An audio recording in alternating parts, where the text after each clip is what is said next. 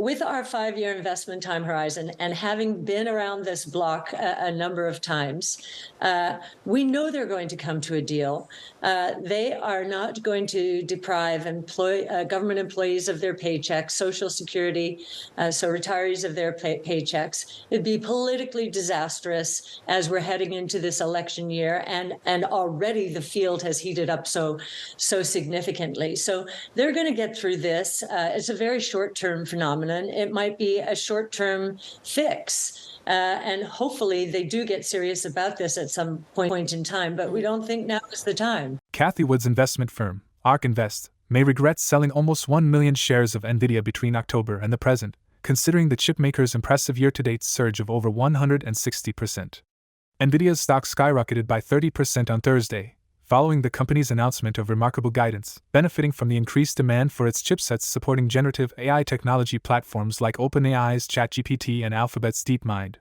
However, despite being an active investment manager who has held Nvidia on and off since 2014, Wood missed out on substantial gains as ARK Invest started reducing its position.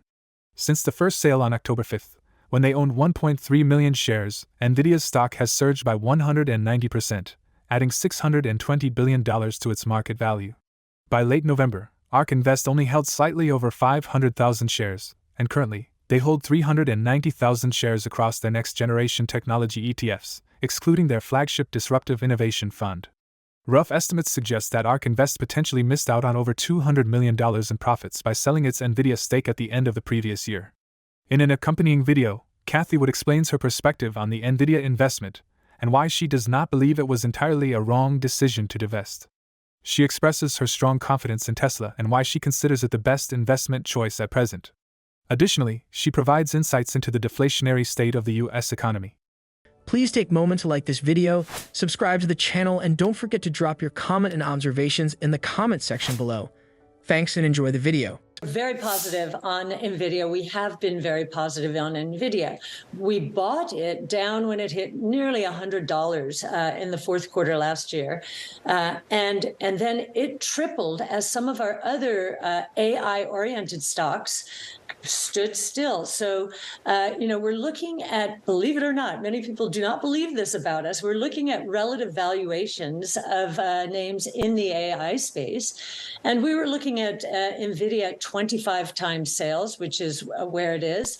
And Tesla, which is probably the biggest AI story out there, is at 6 times earnings. UiPath yesterday, not earnings, 6 times sales. UiPath yesterday reported it is a beautiful AI play. It too is at 6 times sales.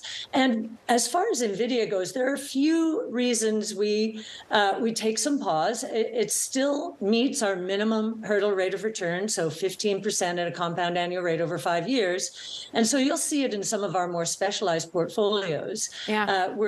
We're looking for the better values. But the risks to Nvidia would include cyclical. When I hear shortages about GPUs or anything, I begin to think about the cyclicality of a group.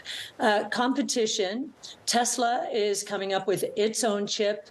Meta Platforms, Google, their own chips for more specialized large language models. And then the tech itself. We're learning from Meta Platforms, the Llama model is able to do with less computing power, but more data. Yeah. It's able to deliver better models. So there are puts and takes here, as there always are. People who understood the Nvidia story, we were pounding the table on it on 2014, really till 2021. And many people actually put it into their portfolios, their own portfolios, and they may have held it. We have not gotten much pushback. And the reason is people know that we are on AI, but we're doing it in a little bit of a differentiated way. Nvidia has become a check-the-box stock. That's why the valuation is where it is.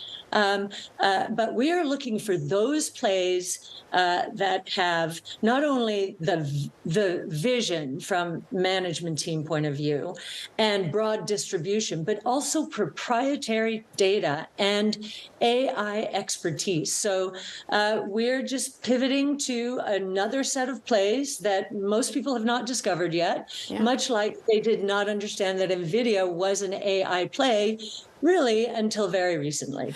ARK Invest has previously released an evaluation model that predicts Tesla's price to reach $2,000 per share by 2027, indicating a remarkable upside of 1,030% from its current price. This valuation model relies on the concept of robotaxis, a topic recently discussed by Tesla CEO Elon Musk in an interview with CNBC. Musk stated that Tesla's full self-driving technology would eventually enable the company to sell cars at software margins. He also praised ARK Invest for their comprehensive analysis of this subject. Let's continue watching the video as Cathie Woods shares her perspective on her Tesla holdings and further discusses the deflationary environment that we believe Tesla is building. It has more data. Talk about proprietary data. It has more data of real-world driving miles than all of the other auto companies and technology companies like Waymo put together around the world, we would say, except for perhaps China, because we don't know exactly what's going on there. And we do believe that the autonomous taxi platform opportunity is a winner-take-most opportunity. The company that gets a person in an autonomous vehicle from point A to point B as quickly and safely as possible is probably going to get the lion's share of the market. And that company will, in the United States, we believe, be Tesla. And we believe globally that opportunity will scale from zero today to $8 to $10 trillion in revenues by 2030. So you can see why we're so excited by Tesla. It is the furthest advanced from an AI point of view, and it's even becoming a manufacturer of factories using artificial intelligence and becoming more and more and more efficient in manufacturing factories and cars.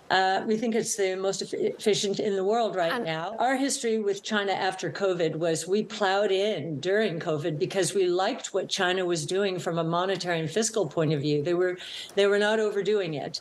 And then, of course, we entered the period starting in November of 20, where managements were basically banished from their companies, and there was one restriction and regulation after another, and so we've pulled away quite significantly. Common prosperity, it seems, means very low profit margins and services that reach into tier 1, tier 2 cities. So JD Logistics and JD, we have some of that, but we have minimized our exposure until China basically seems more inviting to capital once again. When history books are written, we'll look back at this period and we'll see the sharp rise in inflation, which was caused by massive supply chain, really supply shocks from COVID and the war in Ukraine. And you will see, so sharp increase, and it feels like it's so slowly coming down. But when you start looking at these charts in history, this decline will look very like it was very rapid, and we will descend into deflationary territory. Don Luswin wrote a piece, it was an editorial in the Wall Street Journal, I believe, about this. And I think the Fed is going to be blamed for sending us into a deflationary period. Already we're getting negative signs for guidance. Home Depot, its same-store sales down 3 to 5% for the year now they're expecting. We got GDI, which is the other side, so gross domestic income, which is the other side of gross domestic product, and they need to equal, but they're at a record gap right now. It's been negative, so in recession territory for the last 2 quarters. And I think many companies are going to feel a hard landing, and it's going to come both from units and prices. I think more and more companies are reporting this on their earnings report. These economic statistics that take all the oxygen out of the room are hugely lagging, and they're not even getting it right. If you look at the digital world, gross domestic product that statistic was devised in the industrial age. We're in the digital age right now. Yeah. So we pay more attention to gross domestic income, which tends to be more accurate as we're seeing these inconsistencies. The challenges of actively managing a portfolio focused on disruptive investments are evident in ARK Invest's decision to sell off part of its Nvidia holdings. Despite selecting the right investment theme, there is no guarantee of choosing the right companies to invest in. ARK Invest consolidated its portfolio by reducing its Nvidia position, as the stock's valuation was very high. Instead, ARK Invest is placing its confidence in UiPath, its second-largest AI-focused holding across all its ETFs. Tesla remains ARK Invest's top holding, with its self-driving technology and AI endeavors. However, both UiPath and Tesla have captured only a portion of the year-to-date gains seen in the industry. In other news, Cathie has expressed concerns about the United States regulatory system hindering its position as a leader in the Bitcoin movement. Wood pointed out the shift of cryptocurrency's center of gravity away from the United States due to unfavorable regulations, citing Coinbase's expansion into Bermuda and Singapore. She emphasized the need for a decentralized and auditable monetary system, highlighting the vulnerabilities of centralized financial systems shown by FTX's collapse. Managing portfolios of disruptive investments is challenging, and while there are differing opinions on ARK Invest's decisions, the potential of Tesla reaching $2,000 per share by 2027 remains a topic of discussion. Share your thoughts in the comments section below. For more Daily Dose Crypto news, check out these 2 awesome videos on your screen.